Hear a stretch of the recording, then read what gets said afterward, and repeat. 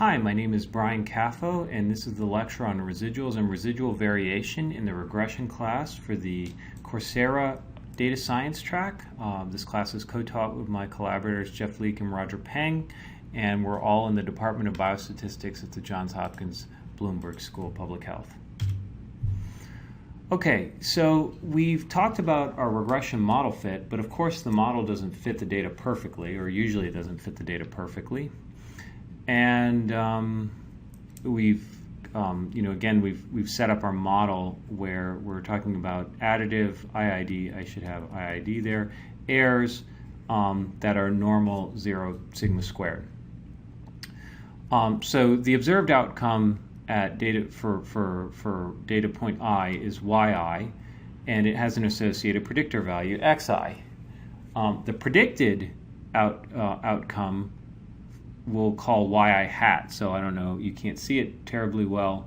Let me get rid of all the markup real quick and then do it again. But that little hat right there, that's our predicted value, and that's nothing other than take our estimated slope and our estimated, our estimated intercept and our estimated slope, and then multiply it times that x value. So that is the value at the regression line, right? That's yi hat.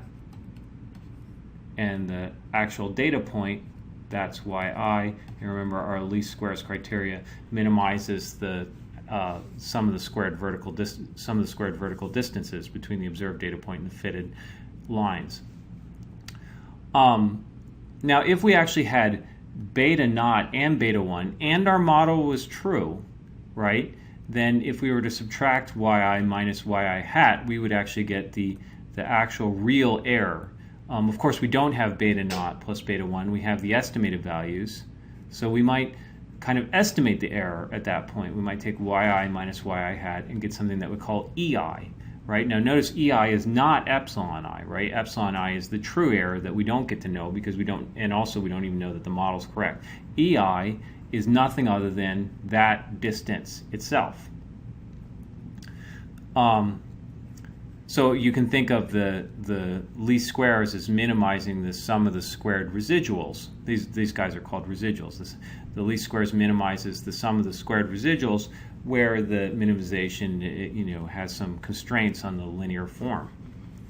You can sort of think of the EIs as sort of estimates of the errors at that particular data point.